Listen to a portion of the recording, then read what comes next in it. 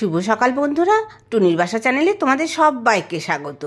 আশা করি সবাই সুস্থ আছো, ভালো আছো। আমিও ভালো আছি। আজকে সকালবেলা চলে এসেছিলাম ব্যারাকপুরে আমার মার বাড়ি আছে ওইখানে। তা ওখানে আসার পরে তা একটা দরকারি কাজ ছিল, কাজ করে তারপর ভাবলাম যে যাই, আমাদের থেকে বাড়ির থেকে অন্তত 3 কিলোমিটার দূরে একটা হাট বসে বলতে সবজি, মাছ, মাংস, তারপরে জামা কাপড় থেকে শুরু করে জুতো থেকে শুরু করে সবই বসে। তা যাই, গিয়ে তোমাদের একটু দেখিয়ে আসি। আমিও যদিও এই রাস্তা দিয়ে এসছি, কিন্তু হাটের ওপর দিয়ে কখনো যাইনি, হাঁটিনি এবং দেখিনি। কিন্তু রাস্তার উপরে দেখতাম সবজিগুলো কি টাটকা টাটকা। দেখো এখানে সবজিগুলো মানে কি বলো তো, মানে পাল্লা ধরে ধরে বিক্রি করে। মানে হচ্ছে তোমার এক খুচরো দেবে না, একটা কফি কিংবা একটা দুটো বেগুন, 500 বেগুন, 1 কেজি বেগুন, এইসব না। মানে তোমার এখানে পাইকারি দরে রেটে ওরা বিক্রি করবে, পাল্লা করে করে। কি বড় বড় পাল্লাগুলো যে সেই থাকে সবজি মাপার, সেই পাল্লা করে বিক্রি করে। কি না পাওয়া যায় না। আর সবজিগুলো খুব টাটকা টাটকা থাকে। মানে এইখানকার চাষিরা মনে হয় বিক্রি করে, আমি ঠিক জানি না যদিও। যাই হোক, সেই সবজিগুলোই তোমাদের দেখাচ্ছি। দেখো কিনা বাজারে নেই তোমাদের এইখানে। কত করে যাচ্ছে এখন? দাম কমে গেছে, 1.5 টাকা পাল্লা। দাম কমে গেছে? হ্যাঁ, তাই তো বলছে সবাই। দাম কম সব, শুধু আলুটাই ঠিক জায়গায় আছে 40, মানে সব দাম কম। কোন খবর হচ্ছে? 20 টাকা কিলো।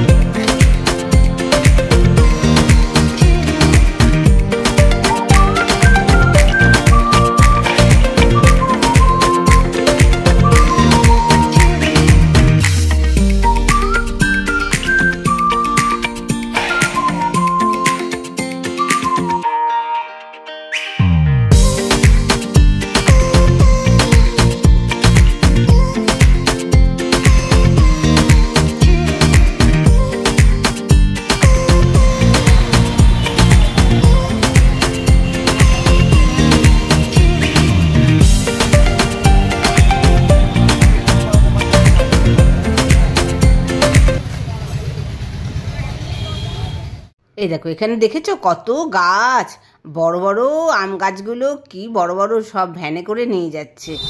যাই হোক, গাছগুলো দেখে তো আমার খুব পছন্দ হয়েছে, ফুল গাছগুলো। তা আমিও একটা বেল ফুলের গাছ নিয়ে নিই, বুঝলে। বেল ফুলের গাছ তো আমাদের ছাদ বাগানে নেই, সেই জন্য একটা বেল ফুলের গাছ নিলাম। আর দেরি করব না, এখন বাড়ি চলে যাবো গো। এই দেখো বেল ফুলের গাছটা নিলাম। যাই হোক, এখন একটা টোটো ধরলাম, টোটো করে বাস স্ট্যান্ড অবধি যাব, তারপরে ওখান থেকে বাসে উঠে সোজা চলে যাব এয়ারপোর্টে আমাদের বাড়ি। বাড়িতে গিয়ে আবার দেখা হবে। তাহলে এখন বাড়িতে পৌঁছাই, তারপরে তোমাদের সাথে দেখা হবে। আজকে তো রবিবার, বাড়িতে গিয়ে অনেক কাজ আছে। এই দেখো বাড়িতে চলে এসেছি, এসে টিফিন খেয়ে তারপরে দুপুরে রান্না করতে বসে পড়েছি। দেখো কচু শাক তো সিদ্ধ বসিয়ে দিয়েছি গ্যাসে, দুপুরে রান্না হবে কচু শাক। আর বলো না, নীলগঞ্জে বাজারে গেলাম তো, সেইখানে একটু বেশি টাইমই চলে গেছে। একটু বাজারটা ঘুরে ঘুরে দেখলাম, আমিও যদিও কোনোদিনও দেখিনি। আবার ওইদিকে মাছ মাংস এসবও অনেক কিছু পাওয়া যায়, আমি আর বেশি ভেতরে যাইনি জানো তো। আবার গোটা গোটা মুরগি পাওয়া যায়, আবার গোটা গোটা হাঁস পাওয়া যায়, আবার গোটা গোটা মোরগ পাওয়া যায়, ওইসবও সবাই নিয়ে আসে বাজারের জন্য। তা আমি তো গেছি তাড়াতাড়ি, ওগুলো সব দুপুরবেলায় বসে, 12টার থেকে 1টার থেকে তখন বসে। আমি তো জানতাম না, আমি ভাবছিলাম কি যে যদি গোটা গোটা মোরগ টোরগ মুরগি টুরগি একটা পায়ে নিয়ে আসবো, কিন্তু বসেনি তখন। কেন বলো তো? ওরা আসে তো সব দূর দূরান্ত থেকে, বলে 12টার আগে বসে না, ওই সব 12টা 1টার মধ্যে বসে। তারপরে যতক্ষণ আর কি সূর্য থাকে, এই 4টে 5টা 6টা অবধি, 6টা 7টা অবধি ওখানে বলে খুব ভিড় থাকে, খুব ভিড় থাকে। ওই তখনই শেষ হয়ে যায়, সন্ধ্যাও হয়, রাত্রে 6টা 7টার মধ্যে হাট আবার উঠে যায়। ওটা সপ্তাহে 2 দিন বসে জানো তো, আমি জেনে আসলাম। তা বললো কি 2 দিন বসে সপ্তাহে। যাই হোক, যতটুকু দেখলাম ভালোই লাগলো।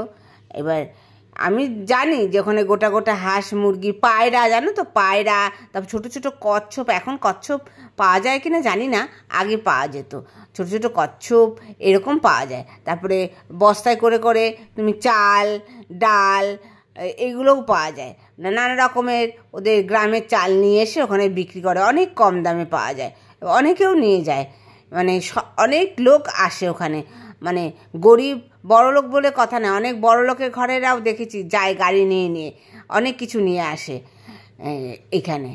যাই হোক, এবার এসে তো বসে পড়লাম রান্না করতে। দেখলেই তো কচুর শাক করলাম, আর এখন করছি চিকেন। চিকেন আজকে 2 রকমভাবে করব। একটা হচ্ছে এমনি একটু চিকেনের ঝোল করব আলু দিয়ে, আর একটা হচ্ছে চিলি চিকেন করব অল্প করে, বেশি করে করব না, অল্প করে চিলি চিকেন করব। চিলি চিকেনের জন্য আবার পোলাও রান্না করে নেব, একটু পোলাও করব এই কারণে যে চিলি চিকেনটা দিয়ে পোলাওটা দিয়ে খাবে।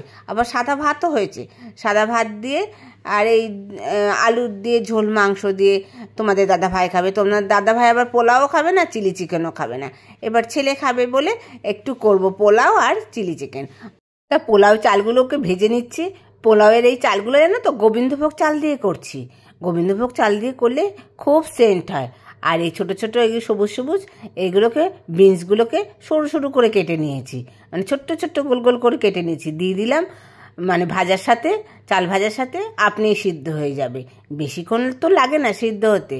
আর গরম জল দিতে হয়, তা গরম জলটাও দিয়ে দিলাম পোলাওয়ে, মানে পরিমাণ মতন প্রথমে জল দিতে হয়, মানে যতটা সিদ্ধ হতে জল লাগে আর কি, কারণ পোলাওয়ে বেশিক্ষণ সিদ্ধ হতে লাগে না, চালটা খুব তাড়াতাড়ি সিদ্ধ হয়ে যায়। আর দেখো আমারটা কত ঝুরঝুরে হয়েছে, পুরো সিদ্ধ হয়ে গেছে। আর এখানে একটু মিষ্টিও দিয়েছি, আর একটু লবণ দিয়েছি, আর ঘি তো ভাজার সময় অল্প দিয়েছিলাম। আর এদিকে চিলি চিকেনের জন্য সব কেটেও নিয়েছি, পেঁয়াজ কাঁচা লঙ্কা আদা কুচি রসুন কুচি, এই চিকেনগুলো ফটফট করে ভেজে নিচ্ছি। এই চিকেন ভাজা খেতেও কিন্তু খুব ভালো লাগে জানো তো। আর মাঝে মাঝে চিলি চিকেন না করে এমনি এই চিকেন ভাজাটাই পাকোড়া হয়ে যায়, পাকোড়াটা খেয়ে নিই। যাই হোক, তোমাদের যেটা বলছিলাম, ওই হাটটার নাম হচ্ছে নীলগঞ্জের হাট। এখন মনে পড়েছে, ওই নীলগঞ্জের হাটের মধ্যে জানো তো এই ছোট ছোট মুরগির বাচ্চা পাওয়া যায়, অনেকে পোষার জন্য কিনে নিয়ে যায়। আমিও ভাবছিলাম কতগুলো হয়তো মুরগির বাচ্চা কিনে নিয়ে আসবো, বাড়িতে পুষবো। ওই একটা ঝুড়ির মধ্যে রেখে পোষে, আমাদের পাশে বাড়িতে দেখেছি পোষে, সেই জন্য আমিও ভাবলাম যে কিনে নিয়ে আসবো। তো তখন তো কিছুই ওঠেনি, আর কি কিনবো। আর দেখো আমার সসও শেষ হয়ে গেছে, এবার কোনো রকমে চিপে চিপে সসগুলোকে সব দিচ্ছি। এই দেখো কত সুন্দর কালারটা এসছে, একদম পুরো মাখা মাখাভাবে করেছি আর কি। এই দেখো দুপুরে লাঞ্চ থালি নিয়ে চলে এসেছি। ব্লগটা আর বেশি বাড়াবো না।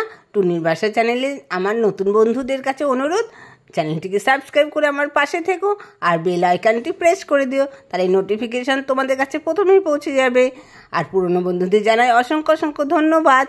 আর আমার এই ব্লগগুলো দেখে কীরকম লাগলো অবশ্যই অবশ্যই কমেন্ট করবে। আজকে তবে আসি, আবার দেখা হবে নতুন ব্লগে।